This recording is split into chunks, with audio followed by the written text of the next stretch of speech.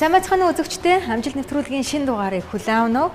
Өнөөдрийнхөө амжилт нэвтрүүлгийнхаа хойморт Шинэ Монгол Эрдэнэ хүрээлэнгийн ерөнхийлөгч Жанчвын гал удирхыг дахин урьсан байгаа. За сайн байна уу та? Иргэн уулзж байгаад баяртай байна. Баярлалаа. Телевиз үзэгчдээ бас ариун өдрөгөө. Үзэгчд маань гайхаж магадгүй л дээ яагаад дахин урваа гэж те. Бид 20 жилийнхаа хүрээнд амжилт нэвтрүүлэгт оролцож байсан зарим нэг онцлог зочдынхоо хэлсэн ярьсан хэрэгжүүлсэн биелүүлсэн зүйлсийг эргэн саруулж энэ нэвтрүүлгээ хийхээр болсон юм л да. Тэгээд таныг манай нэвтрүүлгийн бас ууган оролцогчдын нэг за тухайн үед 50 насны мөрөөдөл гэж амлаж исэн тэрхүү зүйлдээ хүрсэн эсэх өөр амьдралд тань ямар өөрчлөлт орвоо гэд олон зүйлийг тань сонирхохоор бид нэвтрүүлэгтээ орсон байгаа юм л да. Тэгээд нэвтрүүлгийн маань урилгыг хүлээн авсан танд баярлалаа. Баярлалаа. Дэж хүн 3 жил бол богино хугацаа боловч бас энэ нэвтрүүлэгт ороод тэгээд дахиад ингээд бас орж байгаад баяртай байна. Тэгээд мэдээж та бүхнээр дамжуулаад олон хүний өмнө бас мөрөөдлөө хэлж бас тэрийг биелүүлнэ гэж ингэж амласан байгаа. Тэгэхээр тэр амлалтандаа хүрэхин төлөө бол бас жармаасан. Гал шиг асаж бусдыг ч бас гал шиг бадрааж явдаг энэ эрхмийг Жанчвын гал удрах гэдэг. Ер нь таны нэр ерөөсө таныг бүрэн утгаараа илэрхийлж байгаа юм шиг санагдсан. Тий, миний нэрийг намайг их барьж авсан хүмүүс юм байна. Тэгээ хүмүүс намайг их ярьд юм уу, нэртэйгээ ажиллах юм байна. Тэгэхээр би бол одоо энэ бас гал шиг бадарч явах хэрэгтэй гэдэг. Хүн бас нэрнийхээ утга учирыг их бэлэгшээж ингэж явах нэг зөв юм байлаа.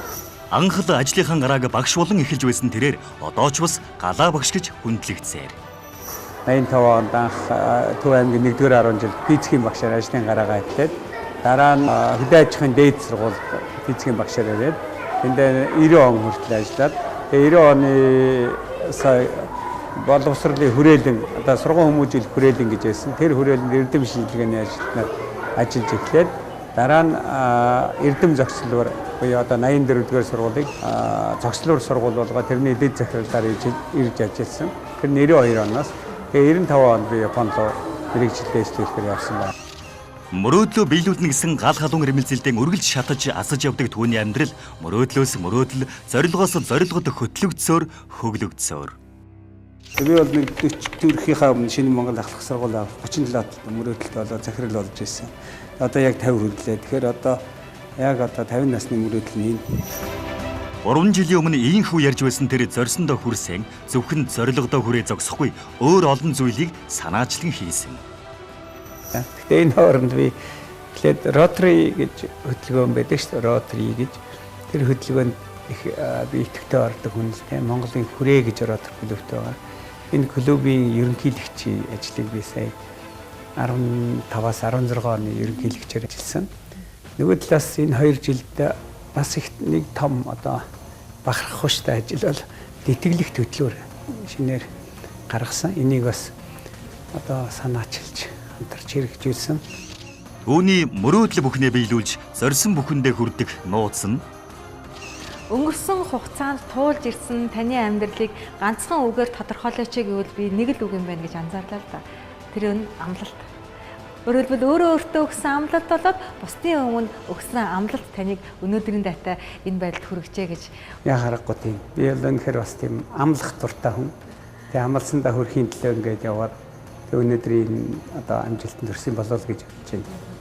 Ийхүү нэг мөрөөдөл нэг амлалт өнөөдөр мянган хүүхэд залуусын мөрөөдөл болон үржиж болдгийг өөрийн амьдралаараа харуулж яваа түүний дуусашгүй мөрөөдөл дундаршгүй ирч хүч нь хэрхэн ундардгийг нэвтрүүлгийг үзээд та мэдэх болно. Нэвтрүүлгийн эхний хэсэгт 50 насны мөрөөдлөө хэрхэн бодит болгосныг хүлээн авна. Бидэн та хамтаагаад баярлалаа. Нэвтрүүлэгтээ иргэн тавтан баярлалаа. Өнөөдрийн нэвтрүүлгийн онцлог зочин бол Шинэ Монгол Эрдэнэ хүрээлэнгийн ерөнхийлөгч Жанчвын гал удирх байгаа. За тэгэхээр сая өнгөрсөн хугацаанд юу хийж амжилсан тухайд овчхон сая дурдлаа. Мэдээж хувь хүний хувьд ч гэсэн танд их өөрчлөлт гарсан байна л да. Ялангуяа ингээд 50 гараад ирэхээр их өөрчлөлтүүд гардыг байна. Амьдралынхаа утга учирыг их боддгийм байна. Тэгэхээр дотоод сэтгэлд маань ч гэсэн нэлээд өөрчлөлтүүд гарсан. Тэгээд хийсэн зүйлээ бас нэгтгэж базаж дүгнэх одоо эргээд тийм ээ. Өмнө нь бол одоо морин дил дээр ингээд дахиад байна гэдэг шиг ингээд яваад байсан бол бас нэлээд бодож цэгнэж тэрийгээ бас бичиж үлдээх гэсэн юм одоо өөрчлөлтүүд надад бас гарч байгаа. Ингээд энэ 3 жилд олон юм боллоо. Их сайхан амжилтууд гарлаа. Ямар ч байсан миний мөрөөдөл суурьа тавьсан. Тэгээ хэллээ хийсэн байгаа. Яг энэ New MIT буюу Шинэ Монгол технологийн дээд сургуулийг байгуулах гал энэ бол миний 50 насны мөрөөдөл гэж та өстөж асаж дөрөлдөж ярьж исэн. Технологийн дээд сургууль. Монгол бол хувийн сургууль их байгаа. Технологийн дээд сургууль бол баг. Өнөөдөр бол тэр хэрэгцээ маш их чухал байна. Монгол орн чинь нөгөө хөгжлийн бас нэг цоо шин шатанд гарч ирчихэд байгаа. New Mongol Institute of Technology гэдэг. Албаар би New MIT гэж яриад. MIT гэж одоо дийлхийн алдартай том сургууль шүү. Яг тэр сургуулийн ер нь жишгээр одоо энийг бол энэ одоо чи 3 сар болох гэж шүү дээ. 2 сар гарцсан. Тэгэхээр 9 сарын 1-нд бид нээлттэй хийн. Амжих уу? Амжина. Бидний 9 сарын 1 гэхэд ашиглалтанд оруулнаа гэхэд би амжих уу гэж асууж ирсэн тий. Яг тэр 9 сарын 1-нд амжсан уу буюу? Амцаа 9 сарын 15-нд 15 хоног хоцорч орсон. Тэгэхээр яг л бас л анхлах сургууль анх байгуулж байсан шиг хогшороо цэвэрлэл орсон л доо. Тэгээ бас л нэг мөрөөдөл юм чи ерөөсөл дандаа л тийм дутуу бодсон. Эврүү юм байдаг. Одоо би бас бодчихвол нэг анхлах сургууль анх байгуулчаад юу ч анхлах сургууль байгуулваа гэж бодож ирсэн үе байсан надад бас. Тэгээд энэ удаа бол би ганцаараа биш. Ганц зэрэг захиралтай хамтдаа энэ сургуулийг үүсгэн байгуулад битээр ингээ хамтраад яваад багш нараа аваад оюутнуудаа аваад эдийн зэрэгтэй хүрээд байж. Тэгээд одоо 3 жилийн өмнө би байгуулна гэж ярьж байсан бол өнөөдөр 3 дугаар курст оюутнууд маань дэвшээд орчихсон байна. Тэгэхээр энэ барилга маань ашиглалтанд орсон. Тэгээд манай барилга маань 9 давхар барилга. Тэгээд дотор техник инженеринг коллеж, одоо Косен гэж Японы брэнд болсон тийм одоо дунд мэргэжлийн одоо дэд бакалавр мэргэжилтэй инженерүүдийг бэлтгэдэг тийм сургуультай тэр байгуулагдлаа. За манай New MIT те ганцаараа багш дээрийн мөрөөдлийн сургууль Шинэ Монгол технологийн дээд хоёр маань үйл ажиллагаагаа эхлэв байж байна. Анх ахлах сургуулаа байгуулагдаж байх үеийн бэрхшээлээс одоо илүү байсан уу ямархуу байсан? Тэрнтэй харьцуулах юм бол гайгүй байна. Тэр үед би ганцаараа байсан байхгүй. Гэхдээ одоо мэдээж Монгол дотроо тий эргээд шинэ технологийн сургуулиуд, техник инженерийн сургууль гэдэг утгаараа одоо байгуулсны дараа барилгаа барьсан, тэрний дараах тэр тогтчлт, тэр технологийн хөтөлбөрүүд гэдэг нь бол маш том бэрхшээлүүд бас тулгарсан. Дээр нь их сайхан ингээд дуршлаг байж байна бас. Тийм учраас багш нараа эхнээсээ сайн багш нарыг ингээд аваад яг бүр эхнээс нь ямар ч хэсэг стандарт ингээд бариа явуулна гэдэг юм дээр айгүй тууштай зогсож чадж байгаа учраас энэ бол бэрхшээл бол харьцангуй бага байна. Хөрөнгө мөнгөний хувьд Хөрөнгө мөнгийг бол энэ удаа бид нар бол банкны зээлээр нэлээд томоохон асуудлуудаа шийдсэн.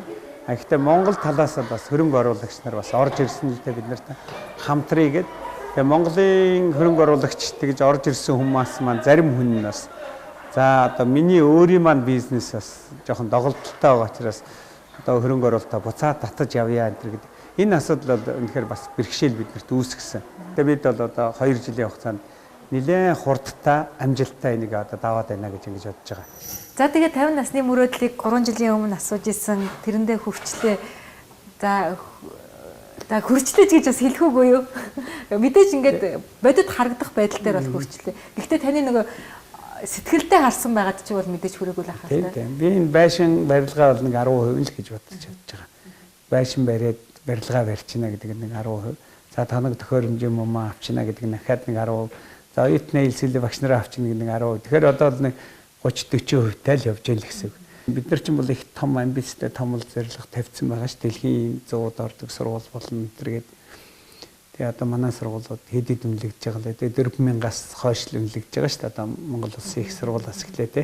Тэгээ тэрийг 100 руу оруулна зүгээр 1000 руу орно гэхэд хүртэл хэцүүлтэй.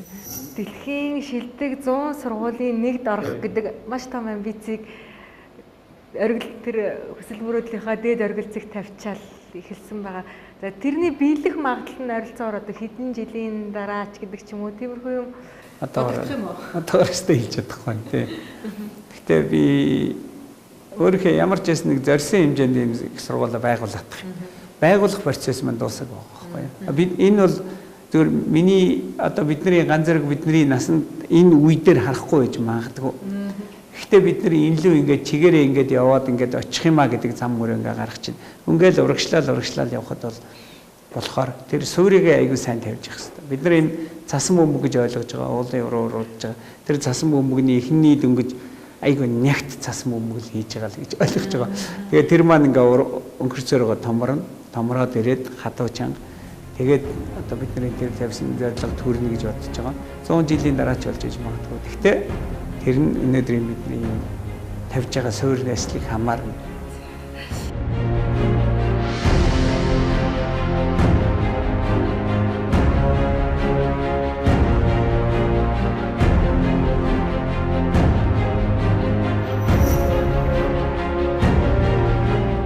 Өөний мөрөөдлийн оргил тэр тэд харагдаж үйж зориг нэгт багш шавнырийн хамт зогсолт хуй тэмүүлсээр анх л 16 жилийн өмнө ахлах сургуулийг байгуулвал амьдралын минь зориг биелхэн дэрэ гэж бодон сургуулийн босгож байсан түүний амьдралын түүх үнэхээр сонирхолтой. Ингээд явж өнгөрсөн зам туулж өнгөрүүлсэн амьдралаа эргэн харж эргэцүүлж бодсон тэр ухаарлаа шинэ монголчуудад тамгалжээ. Энэ тухай нэвтрүүлгийн дараагийн хэсэгт. Хувь хүний хувьд, хувь хүний үзэл санааны хувьд за амьдралын хэв маягийн хувьд хэр өөрчлөлт орсон бэ? Хэм өөрчлөгдсөн бас. Хүн чинь өөрчлөгдөд идэм байж. Би чинь 50 насны мөрөөдлөг л одоо ер нь 50 насны мөрөөдлийн дараа тэгээ ер нь одоо болоо юм биш үү гэсэн ч гэдэм үү те нэгдээ бас нэг одоо мөрөөдлөд хэдийн хүртэл явах юм болоо гэж бас бодогдоод ер нь 50 насны мөрөөдлөөр энэгээр миний мөрөөдөл болох юм болоо гэж бас бодож ирсэн. Дуусгаал ер нь тэгэл их сайхан гавьяаны амралтнаа гарна гэдэг шиг бас бодож ирсэн нэг бол бас өөр юм байна л да. Гэхдээ энэ хооронд би эхлээд Rotary гэж хөтөлбөр байдаг шүү дээ. Rotary гэж тэр хөтөлбөрөнд их би идэвхтэй ордог хүн л дээ. Монголын хүрээ гэж Rotary клубтэй байгаа. Энэ клубын ерөнхийлөгчийн ажлыг би сая 15-аас 16 оны ерөнхийлөгчөөр ажилласан. 7 сарын 1-ээс 6 сарын 30 хүртэл ажилласан. Нэг жил ажилланаа, нэг жил ажиллая шүү гэдэг юм маань хүнийг их хурцлт юм байна. Би өнгөрсөн жил бол тэрлүү нилээх одоо ачаал хөдлөө гэж нилээх цаг зарсан. Rotary гэдэг байгууллага бол энэ дэлхийд даяар энэ бусдын сайн сайхны төлөө, бусдын төлөө хүмүүнлэгийн үйл ажиллагаа, буйны үйл ажиллагаа ингэ явуулж яадаг ийм сайн дурын байгууллага байгаа. Бидний нэг зарчим л те бусдын сайн сайхны төлөө одоо дэмжлэг тусдаа хэрэгцээтэй байгаа, ядуу зүдүү байгаа. Энэ хүмүүсийг ингэ дэмжиж тусалж одоо боломж олох гэсэн юм байгаа юм. Тэгээ тэрнийхээ үр дүнд ч гэсэн манай клуб бол бас олон улсын Rotary-гаас ерөнхийлөгчөөс шагнал авсан юм клуб болсон. Тэгэхээр нэг 5 одоо GG гэж ярьдаг юм да бид нэр Global Grant гэдэг тийм төсөл хэрэгжүүлээд 5 төсөл хэрэгжүүлсэн. Тэгээ гишүүдийн тоогоо нэмсэн ч гэдэм үү их том сайхан үр дүнтэй ажилласан. Хамгийн гол нь бол тэр төслүүд маань дандаа эрүүл мэнд боловсролд чиглэсэн. Нийт яг мөнгөнд өнгөөр нь хэлэх юм бол нэг $446 мянган төсөл Монголд хэрэгжсэн. Энэ ажлыг одоо ерөнхийлөгчийн хувьд одоо бүгдийг одоо гэрээ хэлцэл хийхээс нэхлээд оролцоод удирдах явсан. Энэ бол миний тэр хувь одоо сургуулийн ажлаас гадна хийсэн нэг ажил байгаа. Rotary клубын ерөнхийлөгчөөр ажилласан нэг жилийн хугацаанд магадгүй та өөрөө их өөрчлөгдсөн байх гэж бодлоо л да. Өөр орчноо сольж үзлээ, өөр зүйл хийж үзлээ. Тий, одоо хүн чи яг нэг орчинд нэг ажлаа хийгээд ахаар бас одоо юу гэдгийг нэг хүч чадал гардаггүй шүү дээ. Одоо юу гэдгийг тэрэндээ ингээд сурцсан зогсчоод нэг юм зогсон байдал байдаг бол намайг ингээд сэргээсэн яалтчгүй би энэ Rotary клубын гишүүн болсноор одоо бас гишүүн болсонтой холбооч бас хийж болно. Манай клуб дотор ч гэсэн маш том одоо компани захирлууд, төрийн ажилтнууд, их хурлын гишүүн хүртэл манай клубд 3 гишүүн байдаг байхгүй. Тэгээ тийм хүмүүс ингээ байж байгаа клубыг би өөрөө удирдана гэд ингээд үзэхээр тэнд чин одоо сургууль дээр байгаа шиг сургууль дээр байдаг галаа багш шиг бол байж болохгүй л байна. Ядчил тэнд хийлж ярих юмнасаа эхлээд шийдвэрлэх асуудлаа яаж оруулж ирэх үү гэдэг ийм асуудлууд нэлээд одоо бие бэлдэхгүй л болохгүй байсан л да. Тэгээ би бас нэг ийм том одоо хүмүүсийн хамт олныг удирдах, бүгдээрээ удирдагч хүмүүсүүд чих өрмөц шүү дээ. Бүгдээрээ өөрийн гэсэн бодолтой, өөрийн гэсэн шийдвэртэй. Тэр хүмүүсийг нэг шийдэлт өргөнө гэдэг бол бас сонирхолтой юм байна. Нилээ уур чадвар надаас бас шаардж байсан. За 3 жилийн өмнө та доктороо хамгаалж чадаагүй. Доктор хамгаалгаасаа өрдөөд энэ сургуулаа байгуулсан. Тэр нь ч онсон байсан. Гэтэ одоо доктор хамгаална гэж та амлаж ирсэн. Сургуулийн ажил гэсээр өдөр хоног өнгөрөө. Ямар ч кредит авцсан. Доктор ойрын үед хамгаалсан гэсэн зорилттой байгаа. Тэрэндээ хүрсэн үү? Хүрсэн. Нэрээ бас миний амьдралын хувьд нэг том үйл явдал сая энэ оны 7 сарын 1-нд би доктороо хамгаалсан. Энэхээр Японд сурж явах үед маань доктороо бичиж эрдмийн өмнө хөө сургуулаа авч явах уу гэдэг яг салаад миний өмнө яг гарч ирсэн. Аль нэгийг л орхихгүй болохгүйсэн. Тэгээ би докторийнхаа одоо сургалтын судалгааг л орхиод сургуулаа хөл дээр нь босох гээд явсан. Магадгүй докторийн ажлаа тэнд дуусгачаад сургуулаад байхсан бол сургуулийн бан ажил ямар хөө байхсан бэ? Тэгсэн бол тэр цаг хугацааг алдсан бол би өстой алднаа. Нэг жилийн дараа гэтэл ер нь тэгээ Японы эдийн засагч бас өөрөө яг нэг сайхан үе байж байгаа. Тэгээ бас нийлээ хүчтэй унсан шүү дээ. Одоо л сэргэх гээд байх шиг юм буцаад. Тэгэхээр тийм одоо хамтарч ажилласан энэ төр гэдэг утгаараа бол аягүй цаг хугацааны сайхан тохирол байсан. Тэр би бол зөв ажиллаж хийсэн гэж бодож байна. Тэгээ сургууль маань ингээд хөл дээрээ бас гайгүй босоод ирсэн үед ч гэсэн дараагийн хийх юмнууд гарч ирсэн. Дээд сургууль байгуулах эсвэл жоохон суугаад амс хийгээд доктор хамгаалах гэж гээд ажилласан. Тэгээ тэр маань ингээ хөл дээрээ бас гайгүй 3 дахь жилдээ ороод ирсэн. Энэ үед тэгээ ялангуяа эрдэмтний хүрээлэн болоод ирсэн. Дээд сургуулаа та ийм байгууллагыг удирдах байгаа хүний хувьд бол ялцгүй л одоо доктор PhD гэдэг одоо зэрэг цол одоо надад бас хэрэгцээтэй болсон. Тэгээ би өмнө хийжсэн судалгаагаа уг нь Японыхаа их сургууль дээр тоогоогүй их сургууль дээр хамгаалах маш их хүсэл мөрөөдөл байсан боловч одоо бас Монголынхаа их сургууль руу шилжиж ороод Монгол улсын боловсролын их сургууль дээр би сая одоо философи ухааны доктор сургууль хүмүүжүүлэх ухаан боловсролын судлалаар хамгааллаа. Маш хэцүү байсан. Гэхдээ миний ажил маань миний өөрийн хийсэн ажлыг дүгнж үтсэн. Анхлах сургуулийн соёл төлөвшлийн менежментийн судалгаа гэсэн юм зүйл хийсэн. Тэгээ ингээд докторийнхаа ажлыг ингээд бичээ сууж байгаа юмнууд ингээд нэгтгэхэд би өөрийнхөө сургуулаар л 15 жилийнхаа хөдөлмөрийг л бичсэн. Тэгээ энэ сургуулийн соёл бүрдүүлэхийн тухай юу хийсэн чи манай сургууль шинэ Монгол гэдэг ийм соёл үүсч вэ? Юу хийсэн чи энэ сургууль хүүхдүүд маань ийм төлөвшөлтөй болчоо гэдгийг би яг ингээд бодохоор тэгээ тэрийг бодоод гаргаж ирэх гээ ингээд бичээд байсан чи зөндөө бас их гоё шин юм гараад ирж байна л да. Одоо буцаад би сургуулаа удирдахад юун дээрээ алдсан байна, юун дээрээ онсон байна гэдгийг харахад их хэрэгцээтэй юм гоё чухал үйл явдал байсан. Зөв юмаа зөв цагт нь хийх гэдэг зүйл таны амьдралд харагддаг л да. Яг энэ цаг үед докторийн зэрэг хамгаалснаар та өөрийнхөө өнгөрсөн үеийг эргэн харж ер нь нэг өөртөө дүүн шинжилгээ өгсөн л тийм ажил болсон гэж ойлгож болохоор юм те. Тий яг тийм л юм байлээ. Тэгээ үзэл санаагаа ингээд томьёолоо бичтэл ерөөс ингэж бичиж тавих хэрэгтэй байна гэдэг санаа гараад Мятасан NHK-гийн сурвалж одоо телевизийн хөтлөгч хүн байдаг. Тэр хүн гал тодорхой чи одоо яг үзэл санаагаа бичиж үлдээх цаг чинь болсон гэсэн бас юм надад хэлсэн байсан. Тэгээ ингээд бодож бид нэр хоёрын санаагаа нийлүүлж ягаад маш том юм ихлэ гарсан л да. Тэрийг тэгээ ингээд нэгтгэе бичсэн. Үзэл санаагаа үлдээх хэрэгтэй гэдгийг ойлгосон гэлээ. Яг үзэл санааг үлдээх гэдэг энэ хугацаа магадгүй яг энэ цагийн үед хүн болгонд их хол сонсогдож магадгүй л дээ. Харин тийм бах. Ер нь бол энэ үзэл санаагаа ингэж үлдээж ер нь юу бодож энэ анхны эхэлсэн цэгээ бид нар айгуу сайн мэдчих юм байлээ. Тэгээд яаж энэ сургууль ингэж байгуулагдаж явж ирв гэдэг ийм яг нүдэн дээр болж байгаа энэ үйл явдлаа хүмүүс ингэж ойлгож мэдэх нэгдүгээр чухал. Тэгээ энэ дээрээс үндэслээд бид нар ер нь яг ямар зорилготой, ямар үзэл санаатай хүмүүс байх юм бэ гэдгийг ингээд бид нар 3 зүйлд ингээд нэгтгэхэд бичсэн байгаа юм. Тэгээ яг энэ ихний хоёр байдлаас бол яг таныг уншиж болохоор байгаа даа. Өөрөөр хэлбэл урдны нэвтрүүлгээр таны ярьжсэн бүх зүйл яг энд харагдаж байна л да тий. Бусдад туслах талархах сэтгэлээс аз жаргал үүддгийг санаж өрөөлд аз жаргал бэлгэлэн өөрийн аз жаргалыг тархалж явсан байна. Та санаж байгаа бол талархах сэтгэлээс л бүх зүйл эхэлдэг гэж та нэвтрүүлгээр маань хэлж байсан. Таны амжилттай яваагийн олон ажил үйлстэнд бүтэж байгаагийн шалтгаан нь бас хүний ачийг дандаа санаж явдаг юм байна. Тэрнтэй их холбоотой хаа. Би бол ерөөс нэг л зарчимтэй. Ерөөсөө бүх юмны эхлэл бол ерөөсөө талархах сэтгэлээс эхэлнэ л гэж байт юм аа. Маш сайн санаж байна. Тэгээ би бол ерөөсөө хүн аз жаргал гэдэг юу юм бэ? Аз жаргалыг олон янзаар тайлбарлаж, олон янзаар ойлгож яадаг. Тэгвэл бид нар аз жаргалын жинхэнэ утгыг мэдээд тэгээд тэр аз жаргалын жинхэнэ утга нь бол энэ хүнд туслаж талархах сэтгэлээс үүдэлтэй тэрнээс бүх энэ аз жаргал эхэлдэг юм байна гэдгийг мэдвэл тэрийгээ дарахлахын тулд бусдад бас ингэж туслаж явах юмаа гэдэг. Энэ санаа маань ингэж шингэсэн байж энэ даа.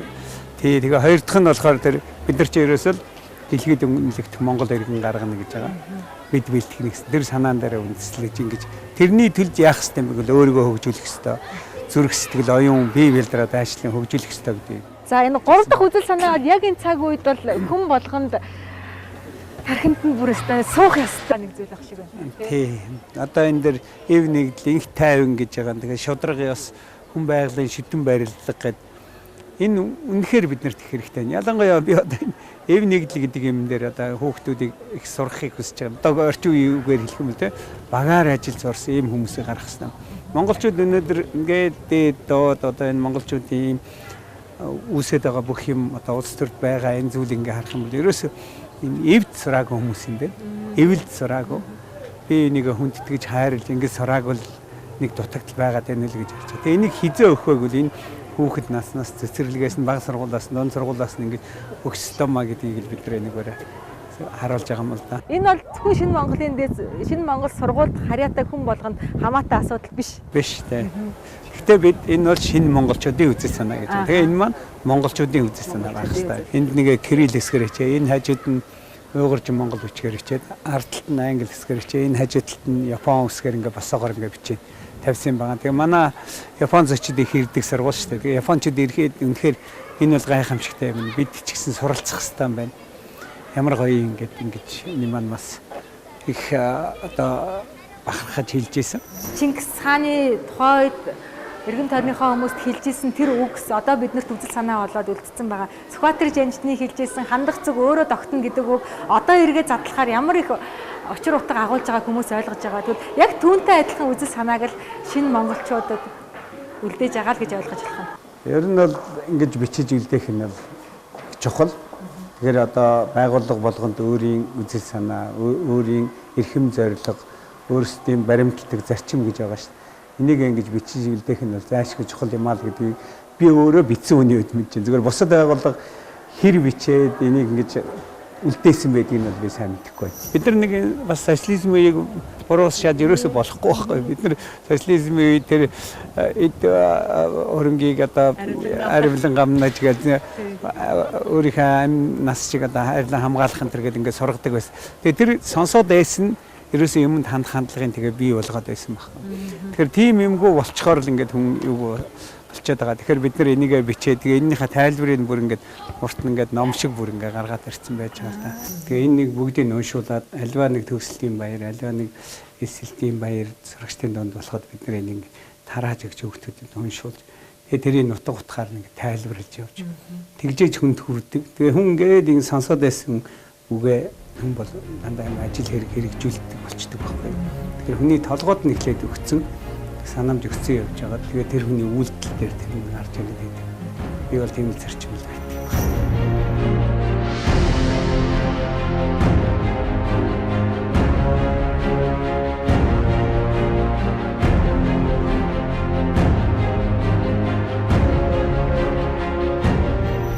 Аливаа үзэл санааг бодол оюунд нь суулгаж ойлгуулж чадвал ажил үйл болгон дээр нь илэрдгийг тэр өөрийнхөө амьдралаар мэдэрсэн. Аав ээжиг нь хэлсэн үг үлдээсэн үзэл санаа түүний амжилтыг бий болгосон. Гэхдээ өнөөдөр амжилттай цогцлоосон бүхэн нь юунаас ихэснийг нэвтрүүлгийн энэ хэсэгт.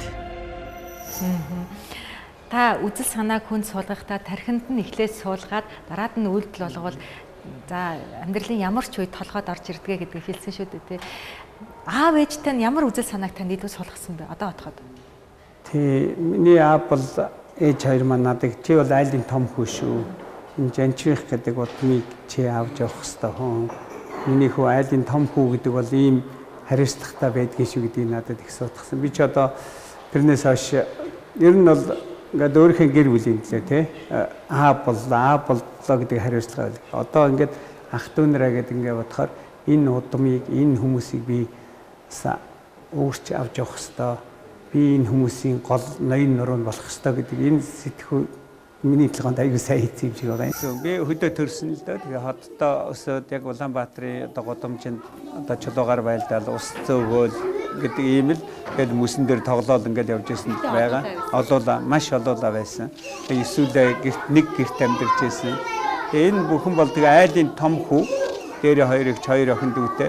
Тэгэхээр гадаах ажлыг ус зөөх мод хаглах гэдэг ажлыг би хариуцдаг байсан. Тэр утгаараа тэрэндээ их хариуцлагатай би мод авчирч мод хаглахгүй бол манай гэр хоолог болчих гээд байгаа байхгүй. Тэгэхээр тэр тодорхой цагт яг бэлэн болох хэрэгтэй гэдэг утгаараа миний тэр хийдэг ажил маань өөр жоохноос хийсэн л дээ. Тэгээ одоо ээжийг оройтоод ирэхэд аавыг байхгүй би ээжийг автобусны бодол дээр очиж тосох ч гэдэг юм уу те. Тосоод нарийн гудамжаар дагуулад явна ч гэдэг юм уу. Тэр бол их зөрөгтэй болгосон намайг. Модоо цагт нь хаглаад гэр орны хоолыг хийлгэнэ гэдэг намайг цаг бариулцгаа ажил хийлгцсэн хариуцлагатай болох. Гэт ингээ яваад байсан. Тэгээд сургуульд ороод те сургуулийн насны үеэс бас сурлагын тэрээр бас гайгүй сураад ангийн дарга хийдэг ч юм ингээл зэрэл ингэж явж байгаад энэ маань өнөөдрийн бас амжилтын бүгдээрээ л үндэс тэнд тавигдаад яваад байсан. Тийм нэг зорьсон зорилготой хүрий гэдэг юмыг л их олж авсан. Тэгээ олон хүүхдтэй айлын том хүү гэдэг утгаараа хариуцлагатай болгоцоо. Тэгээ зөвхөн гэр бүлээ бодох, удмаа бодох биш.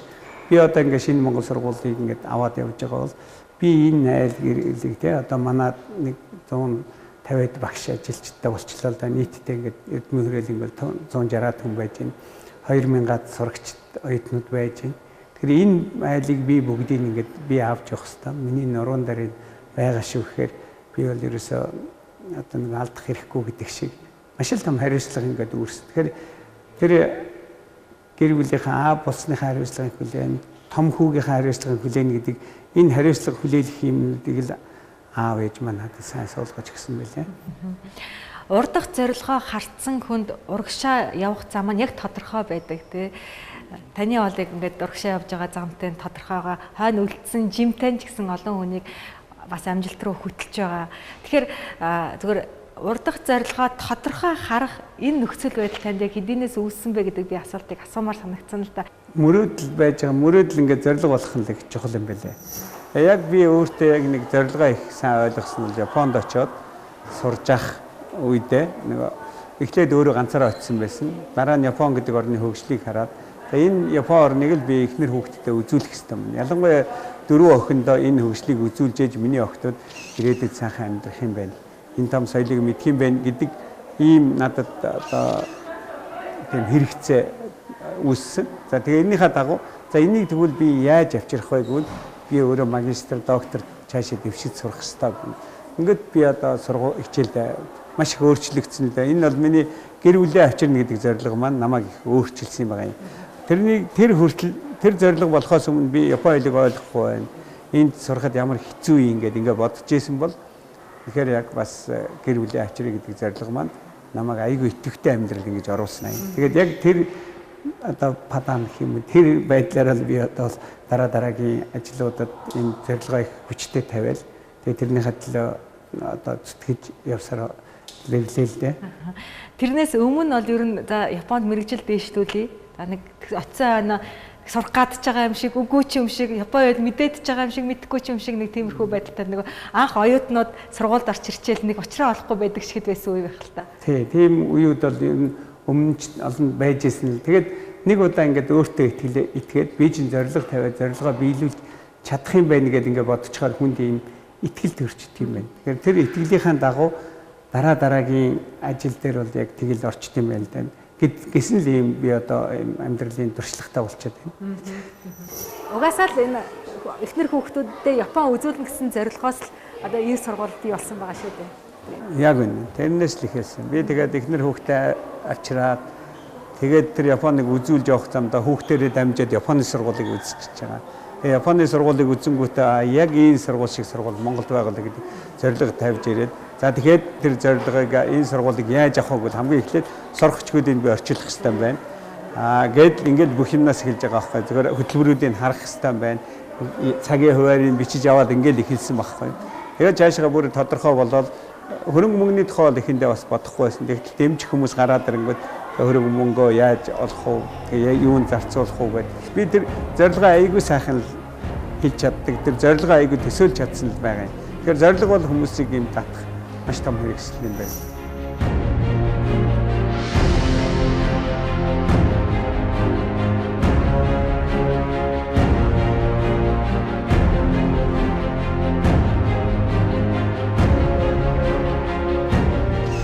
Зорилго түүнийг хүчтэй болгож байсан бол түүний зорилго бусдыг хүчтэй татаж байсан.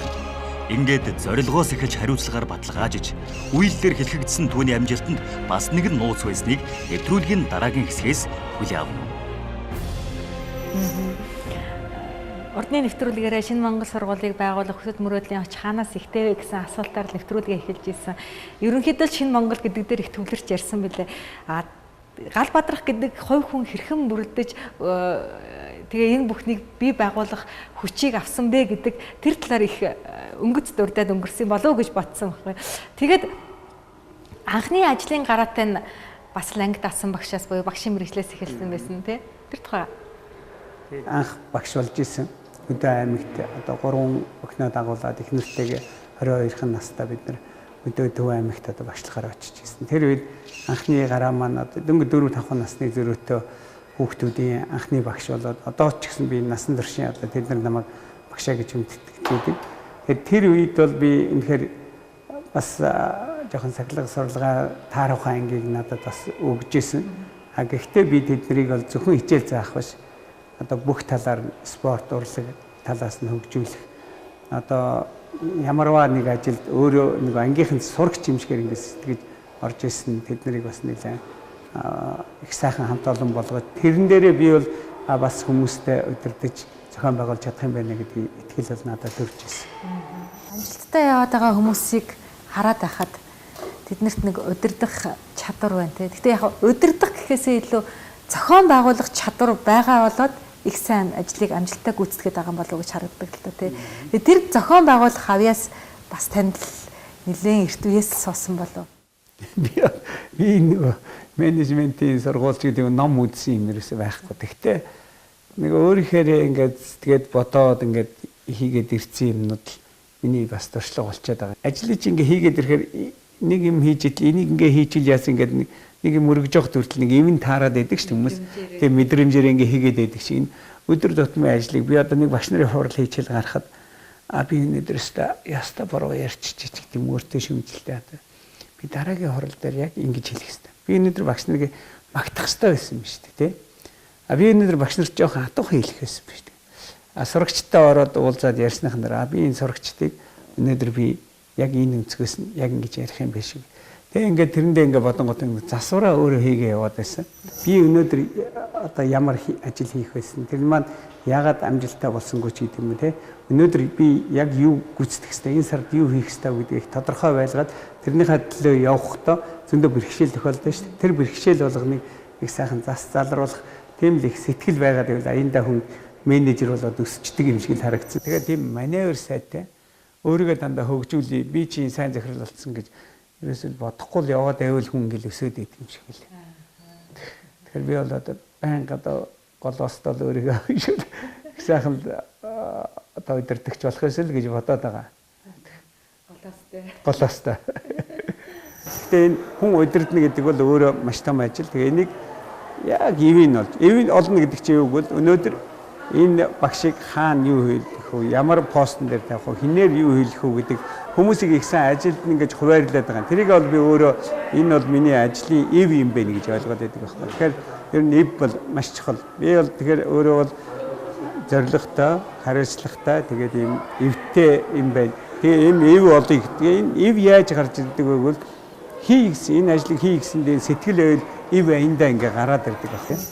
Сэтгэл байгаад ивийг олох гэсэн тэр өөрийнхөө хүч чадал авьяасаа тулгуурсан юм гаргаад байвал тэр нь явандаа юм бас гайгүй өдөрдөгч гэдэг юм хүмүүсийн өдөрдөг юм төрөгдөг юм шиг байна. Гэхдээ би багасаа үнэхээр бас бүх зүйл ингэж хандаж ирсэн. Тэгээд хөлд нэгээд харах юм бол айгүй сайн менежмент хийсэн. Айгүй сайн зохион байгуулалтанд орсон юм шиг байна. Гэхдээ тэрийг эхнээс нь бол хараад эхнээс нь бүгдийг төлөвлөө явуулдаг тийм супер бол биш л.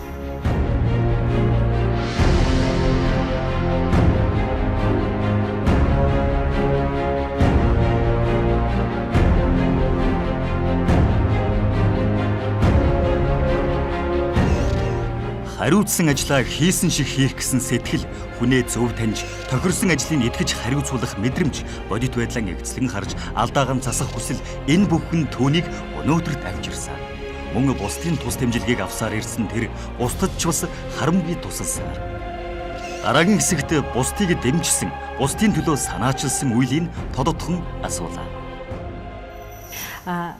Шинэ Монгол Эрдмийн хүрээлэн гэж өөрчлөгдсөн байна. Тухайн үед Шинэ Монгол сургуулийг үүсгэн байгуулагч гэдгээр явж исэн тий. Эрдмийн хүрээлэн гэж үйл ажиллагаагаа тэлсэн байна. нэг бас том өөрчлөгдсөн зүйлгүй. Тийм. Тэгэхээр сургууль маань эхлээ бүрэн дунд сургууль, ахлах сургууль, бага сургууль, дунд сургууль байсан бол дараа нь дээд сургууль, коллеж хоёр нэмэгдэхээр Японоор бол гакуэн гэсэн үг байдаг л да. Англиар тэрийг ингээ орчуулахаар актим гэж шинэ Монгол актим гэсэн юм. Тэгээд энэ актим гэдэг үгний орчуулгыг их сайхан эрдмийн хүрээлэн гэдэг орчуулга байж болно гэсэн одоо хүн хэлсэн. Тэгээ энэ үг бол их таалагдсан. Тэгээд эрдмийн хүрээлэн болсон. Тэгээ эрдмийн хүрээлэн маань дотроо одоо сургалтын бүхэл салбарыг институцийг ингэж одоо багтаах юм байгууллага л да. Тэгээд манад бол одоо дутаад байсан бас цэцэрлэг байсан. Яа энэ манай цэцэрлэг аа да. Сайн байна уу? Сайн нэзлээ. За. Бичлэн сайн байна уу? За. Чимэг гэдэг хичээвээ. Нэвтрүүлэг дагуулад ирлээ. Энэ миний нөгөө замд ярьж ирсэн охин. Одоо ишгэ гэдэг охин. Ишгэ өнөдөр яасан. Ирэхэд энэ зол гэрлэгээд манай сургуулийн шинэ Монгол ахлах сургуулийн анхны төгсөгчдийн бас нэгдүгээр төгсөгч байна. Гэлээ тэгээд яваад сонирхоод үзье. Та 3 жилийн өмнө ярьж байхдаа цэцэрлэгийн тал дээр ерөөсөө юу ч дурдаагүй шүү дээ. Тийм шүү дээ. Тэр үед чинь нөгөө коллеж, дээд сургууль хоёроо л ярьж ирсэн шүү дээ. Тэгэл яг сая хэлсэнчлэн манай энэ хоёр шав маань надад ирэл багшаа та одоо энэ хүртэл хийсэн юм чи бид нар цэцэрлэгийг байгуулъя гэд ингээд саналаа тавьж орж ирэл. Тэгээ үнэхээр ингээд бодсон чил яалтчгүй цэцэрлэг хэрэгтэй. Тэгээ өөрөөсөө ирээдүйд энэ цэцэрлэг байгуулах юмаа гэд би нөгөө Японд яг сурж ирсэн шиг бас тэгээ бодоод яваад ирсэн сурцсан тэр юмыг сонсохоор яалтчгүй энэ хоёртойгоо хамтрая гэд. Тэгээ би ч одоо яг үнэхээр дээр үед одоо намайг анх ахлах сургуулаа байгуулж явах үед чинь би мөрөөдлөө ярьдаг. Нөгөө миний Япон аав ээж тэр ротри хүмүүс маань миний энэ мөрөөдлийг маань за чиний мөрөөдлийг бид нар дэмжиж чиний мөрөөдөл миний мөрөөдөл гэж явж исэн. Тэгэхээр одоо миний ээлж болсон байна гэдгийг бодоод одоо бол би нэлээд хэдэн төгсөгч нартайгаа ингэж бас хамтарч ажиллаж байгаа. Таны шавнар ингээл мөрөөдлөө ярьж байхад л ер нь нэг дэр 16-7 жилийн өмнө очсон юм шиг магадгүй нэг өөрийгөө олж харсан уу? Яг үнэ. Яг тэгж харагдчихсэн шээ надад бас. Би яг юм тэгээ би энэ хоёрыг бас нэлээд шалгаасаа. За яг ямар цэцэрлэг байх юм, юугаараа ялгарх юм. Тэгэхээр цэцэрлэг гэдэг бол бас айгүй хариуцлагатай байхгүй юм ялах хөөхтүүд. Тэр утгаараа ингээ асуусан чи бүр ерөөсөө тэр хоёр ингээ бас дотроо төсөөлөөд бүр цэцэрлэгээ ингээ олоо харчихсан. Тэгээ өөрөөсөө ярьсан. Тэгээд би яг тэр үед харж ирсэн. Би яг л хүмүүсийг ингэж татчихжээ. Тэгээд би өөрөө аягмаар татагдчихж байгаа байхгүй юу. Тэгээд бас энэ зогсож байгаа юм шүү дээ. Орчих заа. За хичээлээ. Такондогийнхоо хичээлд орчод гарч ирж байгаа хүмүүс. Тийм байна. За ороод ирнэ. За энд орчих уу. За иш ороод. За сараа. За энэ сандлыг аваад ойлоо нэг. Яасан гүйтээ санагдав. Дандаа Монголд хийсэн. Өөрөөсөө Монголын гар үйлдвэрлэлээр сандлаад юм байгаа юм. За. Би жоо орсоод болчихлоо. За. За энэ манай том ангийн Бид очиж хаалаа дээр. Хөөе. Очиж хаалаа дээр.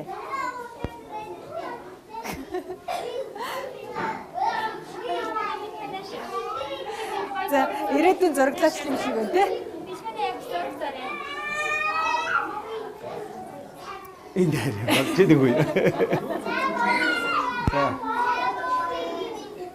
За, зүгээр нэгэнт хүүхдүүд дунд орж ирснээр бас асуудалгүй өнгөрч болохгүй л дээ. Альва хүн амжилттай байхын үнд суурь нь бол буюу хүүхэд наснда тэр тусмаа бүр цэцэрлэг бүр за бүр сүүлдээ бол ихийн эвлээд байхаас гэдэг болчлаа шүү дээ тий. Японд бол Японы цэцэрлэгийн багшийн цалин маш өндөр байдаг гэсэн. Яагаад гэхээр Япон хүн бэлтгэж байгаа учраас гэдгийг сонсч ирсэн. Тэрээр та энэ амжилтын хэдэн хувийн цэцэрлэгт буюу тэр хүүхэд наснд нь балчийн наснд нь бий болдог гэж боддог бай. Ерөөсөө тийм л дээ. Энэ хүүхэд суур юмд яаж тавигдчих чинь тий. Эцэг хий гэр бүлийн тэгээ цэцэрлэгийн энэ хүмүүжил маш чухал байгаа юм. Тэгэхээр энийг бид нар бол бас одоо би ч ер нь ахлах сургууль байж байгаа л дунд сургууль нь бас хэрэгтэй, бага нь хэрэгтэй ингээд доошоо унжуулад байгуулад иртэл өшөө бүр ингээд бодоход цэцэрлэгээс бас хүүхдийн хүмүүжил маш их төлөвшөх юм байна.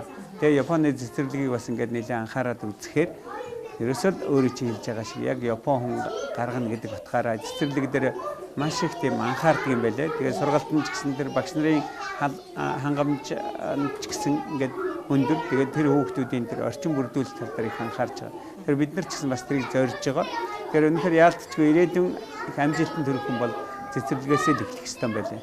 Цэцэрлэгээс нэм сайхан чөлөөт сэтгэлгээтэй болгож өөрийгөө илэрхийлж чаддаг болдог тийм ээ. Тэгээд ийм байдлыг их өгч чадах юм бол хүүхэд тэр яг тэр багтаа авсан зан чанараараа том болоод тэр нь амжилтын үндэс болд юм байл л дээ яалтчгүй. Одоо миний бодож байгаа ганц юм бол ерөөсө сурагчдынхаа мөрөөдлийг л их сайн сонсъё. Тэр мөрөөдлийн биелүүлэхэд нь одоо сайхан тэр итгэл үнэмшлийн өөрсөнд нь төрүүлж өгч урмын үг хайрлаа гэсэн байгаа. Заримдаа боломжтой бол мөрөөдлийн цуг харилцаад цуг одоо бүтээх гэсэн юм бодлого. Тэгээ энэний нэг тод жишээ нь энэ цэцэрлэг байгуулсан хоёр охины маань жишээ л дээ. Нөгөө талаас энэ 2 жилд бас их нэг том одоо бахархах хөштэй ажил бол итгэлэх төтлөөр шинээр гаргасан. Энийг бас одоо санаачилж хамтарч хэрэгжүүлсэн. Итгэлэг хөтөлбөр гэхээр сургуулийнхаа хэмжээнд үү? Биш, улсын хэмжээний. Ихтэй сургуулиудын оюутнуудад зориулсан нээлттэй. Монголд энэ иргэн төлөвлөх нөхцөлтөд итгэлгийг хий гэдэг энэ шийдлийг гаргаад тэгээ манай сургуультай хамтран ажилладаг Мабучи гэж олон улсын тэтгэлгийн сан байдаг Японд. Тэрийг Монголд оруулж ирсэн. Тэгээ тэр нь шинэ Монгол Мабучи тэтгэлгийн сан болсон. Өнөөдөр бид нар бол Монголын дотоодын ихтэй сургуульд сурж байгаа 30 оюутан жилд $1500.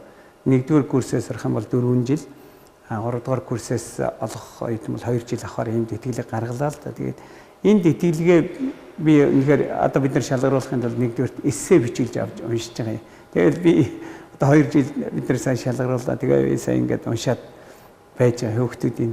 Магадгүй тэр таны нөгөө зохион бичлэгийн уралдаанд оролцоод тэр тэтгэмж авч ийсэн тэр үедээ бүр өөрөө ирэхгүй санагдаж байгаа болоо гэж бодож байна. Тэнд ингээд бичиж байгаа мэдээж найруулга үгүйсэг алдаа байгаа ч гэсэн яг нэг үнийн сэтгэлээс ингээд бичиж байгаа хүүхдүүд энэ тэрийг уншихаар байна.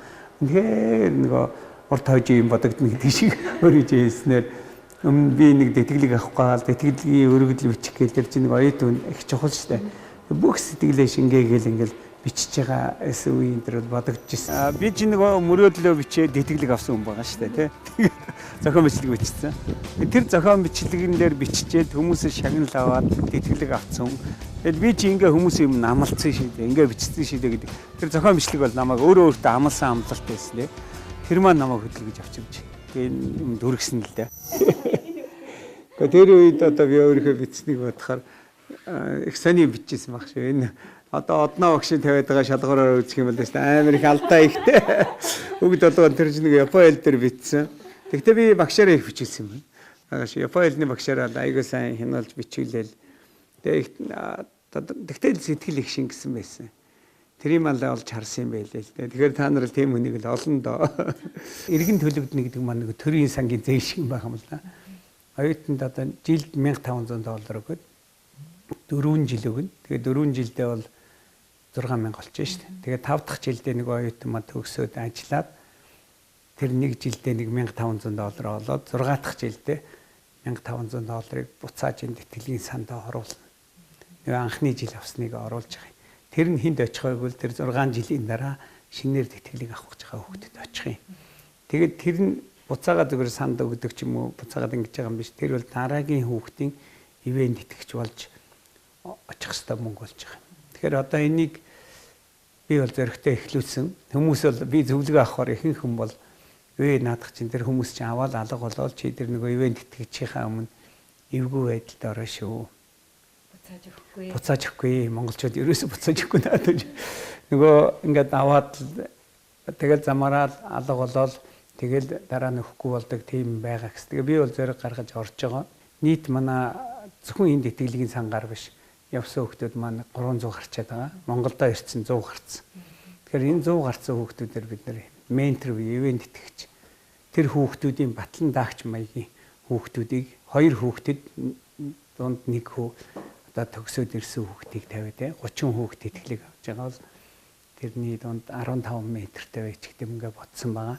Би өөрөө Японд яг энэ тэтгэлэг гэдэг ямиг аваад тэтгэлгийн үн цэнээр өнөөдрийн бий болсон байна. Тэгэхээр би бол маш их олон хүний амьдралыг өөрчлөхийн эхлэлийг энд бас тавьж чадсанараа тэрүүгээрээ л бахархаад байна. Найдлан 30 хүүхдэд өгсөн $1545,000. Энэ жил бид нэр ахаад нөгөө 30 маань дээшээ өгсөөд шинээр 30-ыг аваад ингээд 60 хүүхд бай одоо ингээд $90,000 яг одоо ингээд эхний нэг 45-ыг нөхцөн одоо ахаад 45-ыг үүлж байгаа.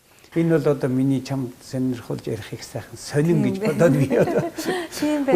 өөрийн сургуулийн сониноос илүү энийг их гоё сонин болгоод байгаа. Их гоё арга байна тий. Үнэхээр гоё санагдаж байна. Тэгээд үнэхээр тий их гоё санагдаж байна. Тэгээд энэ чинь зөвхөн одоо энэ маань соёл хөвшил дадал болоод тогтчих юм бол маш олон хүмүүс үлгэр дуурайл болохоор тий бас тэднийг өөрчилж болохоор тийм арга юм шиг санагдлаа л да. Тэгвэл бүр том ивент итгэгч хүнч гарч байна. Японд яг энийг ингээд иквэзайдан гэж японоор нэрлэдэг юм да. Энэ ингээд эргэн төлөвлөгдөх. Энэ дотроос их мундаг хүмүүс гарсан гэж байгаа. Би энэ итгэлгийн ачаар үдий зэрэгтэй болсон гэдэг нөгөө итгэлгийн санд аягүй том хандив өргөдөг хүмүүс ирээдүйд гарч ирдэг юм байл л да.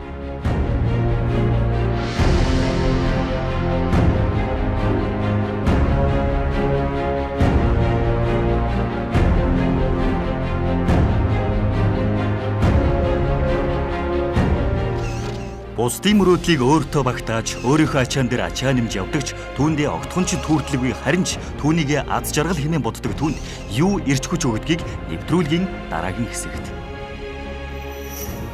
Би тэгээд урдын нэвтрүүлгээр тантай ярилцж байгаад маш л олон зүйлийн тухай ярилцсан. Гэтэ энэ хүүхдийн хүмүүжлийн талаар нэг их ярилцаагүй өнгөрсөн билээ дээ. Ер нь зүгээр та өөрийнхөө хүүхдүүдийг хэрхэн хүмүүжүүлсэн бэ?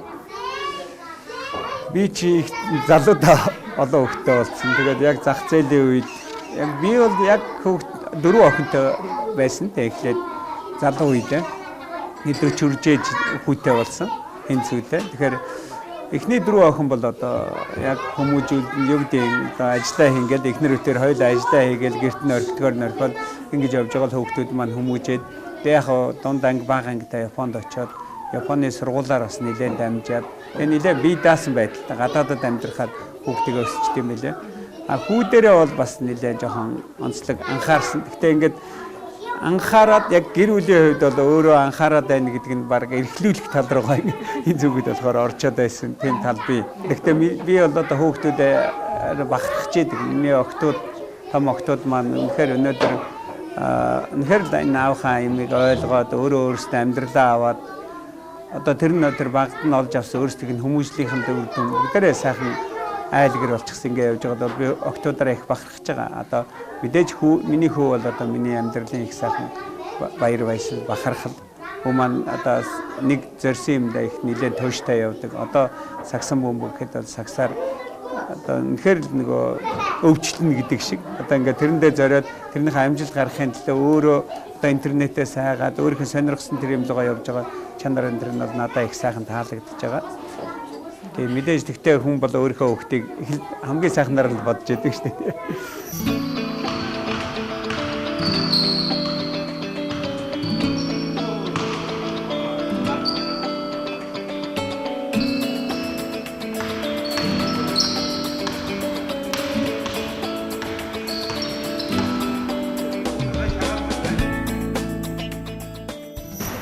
Харин тэ одоо хүүгээ ингээд сагсан дуртай байгаад их баяртай байгаа тийм. Ер нь энэ спортоор хичээлэх айгүй сайн хүнд бол их хурдан шийдвэр гаргана. Тэгээд хөдөлгөөнтэй байд. Их чухал та. Би ч бас их сагс тоглож ирсний хүчин солон одоо юу гэдгийг бэрхшээлийг давсан юм байна гэж бодоод тийм. Яг янз бүрийн одоо хурдтай тийм. Одоо Японд ингээд сонин тараагаад гүүж, ачаа ачиж энэ тэр чинь. Тэгээд тэр бүгдийг давж чадсан гэдэг маань миний сагсаар хичээлж ясныг бас одоо ингээд ганцхан 8 яваал тий. Гэж яваал Москва яваал гэж хооронд галт тэргэндээ гүйд суух, харьяаж буух гал тэмдэглэл юм болно шүү. Тэр бүгдэд бас тамирчин байсны маань хэрэг гарч ирсэн юм. Амьдралын хэв маяг тэгэл завгүй гэдэг нь бол хэвээрэл байгаа. Байна. Тухайд энэ сургуулиар 50 насныхаа мөрөдлөө биелүүлчих юмсан ингээд амрагч завгүй гэж тэгжсэн. Бас л одоо нэг сайхан амрах юмсан гэж бодогдох юм уу? Тэгээд сүүлдээ бүр сонир болсон. Ер нь ажиллаа хийж ивэл амардаг болсон юм шиг лээ. Тийм. Ер нь тийм л юм байна л да. Тэгээс яг нэг амрыг гээд би бас өдөө энэ төр явж амарч үзсэн гэж. Амарлаа л да. Тий, орхиод ингээд амраад үзсэн. Тэгээд нэг тийм өөрчлөлт гараад сүйд болоод байгаа юм бол алга байна.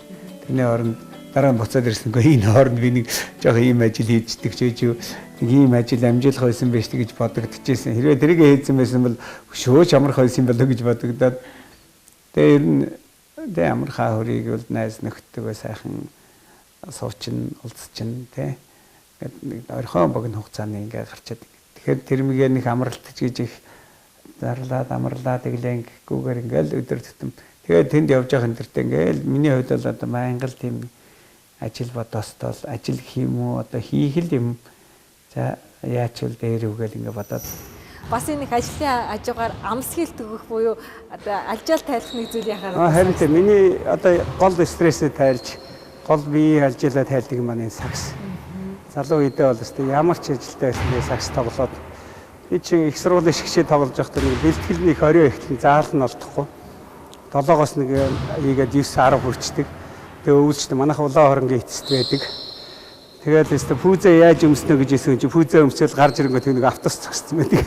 Тэгэнгөө шууд их сургуулиас улаан хорон хүртэл ер нь их гүйсэндээ. Ер нь 7 хоног тоглоо. Тоглоно. Сүүлийн үед л жоохон тоглоогүй. Бодлоо зэгцлэх цагийг бас өөр яаж гаргаж байна. Цаг тоглохоос тухайн үед бодлоосаа ангиж ирж чинь тий. А бодлоо зэгцлэхтэй. Ер нь бол би бас өглөөд алхахдаг болчиход байгаа сүүлийн үед. Тэгээд бас саксч ингээд 50 гараад ирэхээр их хүнд их хөдөлгөөн шаарддаг ш. Бэртэж гэмтэх магадлал их өндөртэй спорт. Тийм учраас саксаа бол жоохон багасгаад алхахдаг спорт руу орж байгаа. Болж игэл ууланд алхачих юмсан. Болж игэл энэ өглөө босоод энэ гэрийнхаа манайх бас парктаа ойрхон тэгээ парк аваарч юм ингээд тойроод алхацдаг. Тэр алхалтын үед бол үнэхээр бодлоо сайхан зэгцэрдэг гэж би бас боддог юм л да. Ахмадын шигшээдээс авсан тий. Тий. Жил болгоор. Жил болгоор нь Ахмад сагсан бөмбөгчдийн тэмцээн жил болгоо явагддаг. Дөнгөж сая явагдаад дуслаа л да. Тэрүүгээр андууд гэж багаас орд юм байна. 50-аас 54 насны багт сая манай баг бол мөнгөн медаль авсан л да. Тэгээд ер нь ингээд улсын аврагт ороод ингээд явж гин гэдэг маань бас их сайхан. Бидний үе сагсчид тэнд байдаг. Тэгээд тэмцээнд орохын тулд бас бие бэлдэж ордог. Нөгөө үедтэйгээ бас нэг сайхан залуу насаа дурсаад орчдөг. Андууд баг маань 20 гаруй жил тоглож байгаа бид нар. Өөр байгууллагад өөр ажил хийдэг юм сайхан хүмүүс. Дандаа сайхан харчвал тэгээ нэгнийхээ сайхан баяр жаргалыг бүхэл юмаа ингэж хуваалцж яадаг. Ажлаасаа гадна одоо миний стрессээ тайлж одоо яг нэг өөрийнхөө байж тэ. Ажил дээр бол нэг захирлгээд бие бариад байж. Андууд багттай бол одоо өстой хэрэлдээд одоо зодтолтоод гэдэг шиг ингээд ерөөсөө муу сайнаа хэлээд тэгээд нийлж нөхөрлөөд ингээ явахтаа нэг сайхан ирчүүдийн нөхөрлөл гэж тэнд байд юм байна. Олон хүн хүрээллээ гэж өнгөрч сагсуурахгүй, одоо боллоо эхийг бүтээлээ гэж бядуурч бардамнахгүй, түүний дараагийн мөрөөдлөгээд дуусашгүй мөрөөдөлд автсан түүний 60-70 насны мөрөөдлийг нэвтрүүлгийн төгсгөл хэсэгт. Маш олон шин санаанууд яг технологийн дээд сургуулийн лабораторид төрөөл өсч өндийг бол бодсон байдаг тий. Ийм бүр тэр ятгаа нөгөө гаражаас гардаг гэдэг шиг манай энэ лабораториуд ингээд зүгээр багшны хичээлээ загаад дуусаад чойжлаад гардаг гэд байх ёсгүй л дээ. Одоо ингээд хэд хэдэн лаборатори бас үүсчихсэн тий. Тэнд хийж байгаа судалгаанууд бол тэнд байж байгаа тэр судалгаан зориулаад авсан таныг төхөөрөмжөд байж шít. Тэрэн дээр бусад хүмүүс нээлттэйгээр тэрийг ингээд хамтраад хийж байгаа.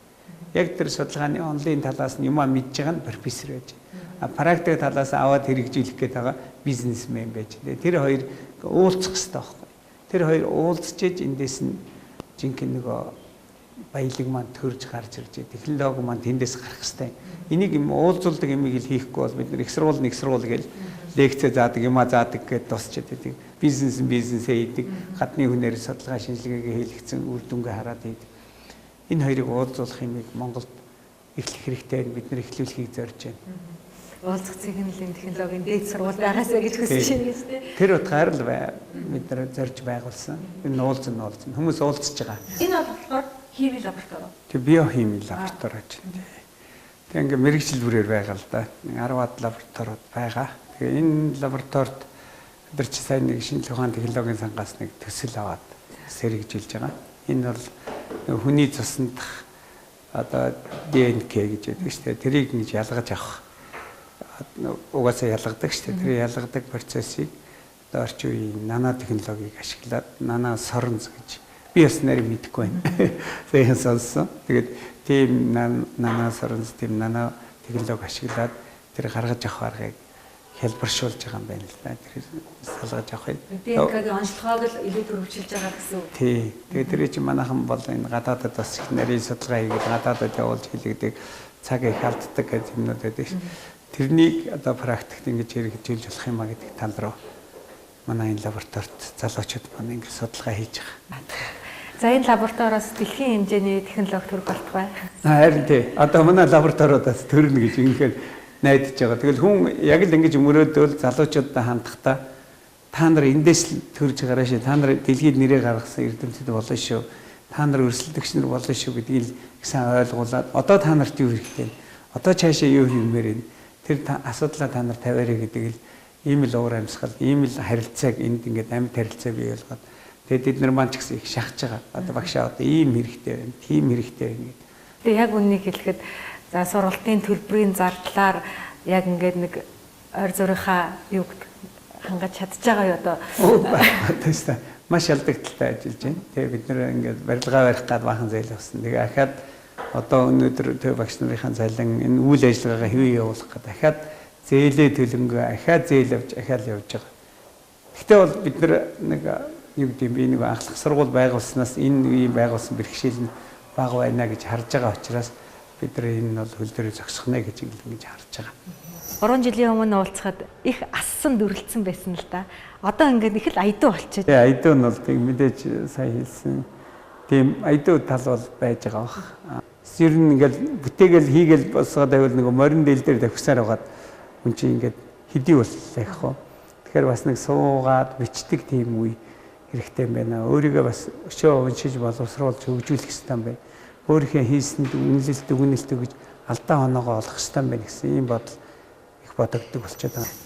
60 насны мөрөөдөл гэж байгаа юу? Байна л да. Тэр би хийсэнчлэн ингээд юм хийгээд ингээд яваад хахаар ихэнд тий дахиад гарч ир би гарч ирэхийгээ мэджилээсэн да гарч ирж байгаа. Тэгээд орой үед манай дунд сургуулийн захирал маань жилж байгаа. Өөр хүмүүс ч гэсэн анаар энэ дунд сургууль чинь ийм их хэрэгт хэрэгцээд байна. 8-900 хүүхэд орох гээд ирээд тэрнээс нэг 70 хүүхэд аваад байдаг. Нэг 100 хүүхэд аваад байна. Тэгээ энийгээ нэмээч гээд. Тэгээ би бол одоо ер нь жоохон юу гэдэг юм те ажлын төлөө ажил гэл явдаг л болчиход байгаа учраас яг зөвхөн манай баг гарч ирээд бид нар бас салбар сургуулаа юу гэдэг өргөтгөл гэдэг нэг хоёр дахь шинэ Монгол 2 ч юм байгуулах юм байна. Гэхдээ бол энэ бол зөвхөн нэг 60 насны маань мөрөөдөл гэх биш. Тэр хийх ёстой ажил болчиход байл гэж ойлгож байгаа. Нармаар захиралтайгаа бид нар ярьж байгаа тэр энэ чиглэл рүү орно. Зөвхөн 60 нас болоход бол бас нэг байгаа. Одоо ер нь зөвхөн нэлээд зөвцөөр нь бас юм их харж шийдэх хэрэгтэй байна гэсэн юм бол байгаа. Та ер нь зүгээр өөрийгөө тэтгэврт гарснаар төсөөлдөг үү? Төсөөлөхгүй. Тэгэл ерөөсөө тэтгэврт гарахгүй юм шиг байгаа юм. Одоо Япон хүмүүс сая миний нэг Японы маш татан өвгөн ирээд явлаа л да. Тэгээ 82 та. Тэгэл одоо энэ яг 80 нас хүртэл ажиллаа хийсэн. Тэгээ 80 та хүүхдээ 50 та хүүхдтэй захирлынхаа ажлыг арайч өгч өгөөл. Одоо л нэг солирлаа л гэж. Тэгээ солираад яаж байгааг бол одоо би Монгол зэрэг шиг ийм орнуудад юм бас юм хиймээр байна гэдэг. Ингээд баг ингээд таяг толох нь хөлн жоохон муудсан л байлээ л дээ. Би бол жоохон нэлээ хөгшөрчтэй л гэж хараад хахад баг тийм үг хэлж чадахгүй байгаа юм. Та одоо жоохон амарсан дээр игэл уурлах гэдэг шинжтэй байгаа байхгүй. Одоо миний second life те миний 2 дугаар амьдрал эхэлж ийн гэж яриад байгаа. Тэр шиг миний хувьд бол одоо тэтгэврийн тухай бол одоо бодохчгүй байна л да. Бас ойрын үед зүгээр нэг хийх юм бол энэ Японд их вичас их Японоос өөрөө нэг сайн сурдаг гэдэг шиг Японд их гоё ингээл одоо бол бүр их нарийн юм харж байгаа. Тэгээд энэ улс төрчдний ийм их шудраг хүмүүс, ийм ёс зүйтэй хүмүүсийг яаж эднэр бас гаргадсан болоо гэд бас бодоод байдаг байхгүй. Тэгсэн чи тийм ийм сургуулиуд байд юм байл да. Манай энэ одоо улс төрийн актив гэдэг л удирдлагын актив гэдэг шүү дээ. Тэрэн шиг арай биш л дээ. Гэхдээ иймэрхүү тийм жукумай гэр маягийн сургууль байлаа. Panasonic-ийг үүсгэн байгуулсан Matsushita гэж хүний гаргасан.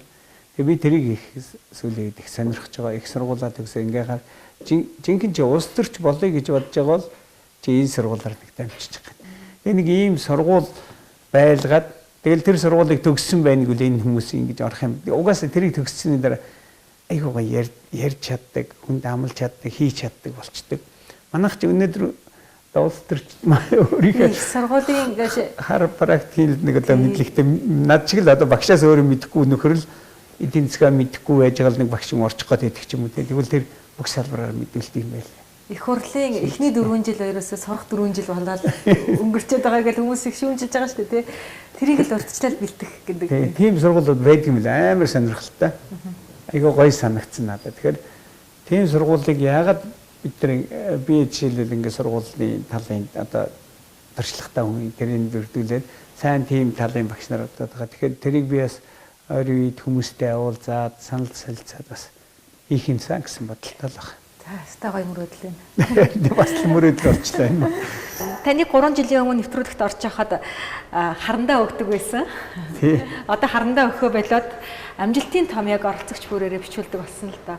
Тэр дундаа амжилтын томьёо гэхээр хүмүүс бас их л ерөнхий зүйл бичдэг болохоор нэг шаардлага тавьдаг болсон. Тэр таны тэр бичих гэж байгаа амжилтын томьёо таны амьдралаар баталгаажсан байх хэрэгтэй. Өөрөөр хэлбэл та чин сэтгэлээсээ өөрийнхөө амьдралыг эргэн тунгаагаад амьдралынхаа амжилтынхаа томьёо ганцхан үгээр бичнэ үү гэж хүсдэг болсон юм л за. Тэгээд энэхүү дэвтэр маань хэдийнэ 2 дэвтэр дуусаад амжилтын ганц үг л өгчих юм уу те? Та зүгээр яг өөрөөр л илэрхийлж зарим нь зурдаг, зарим нь бичдэг, зарим нь яг томьёо хэлбэрээр нь бичдэг. Та амжилтыг юу гэж бичих вэ? Юу гэж томьёолох вэ? Юу гэж тодорхойлох вэ? Тий, тэр өөрөө миний одоо энэ амжилтын үндэс нь бол тэр амлалт гэдэг үгэнд байд юм байна гэж хэлсэн шүү дээ. Тэгэхээр би л тэг хүмүүст хэлмээр байна. Хүний юм зөрөгтэй амал, амлснаа биелүүл тий. Амлснаа биелүүлэхийн төлөө зүтэг. Тэгээд тэр нь бол амжилт болно гэж хэлмээр байна. Тэгэхээр амлснаа биелүүл амжилт амал зөрсөндөө хүр тий. Тий. За би ч та амал бичлэг хийсэн юм. Амлснаа биелүүл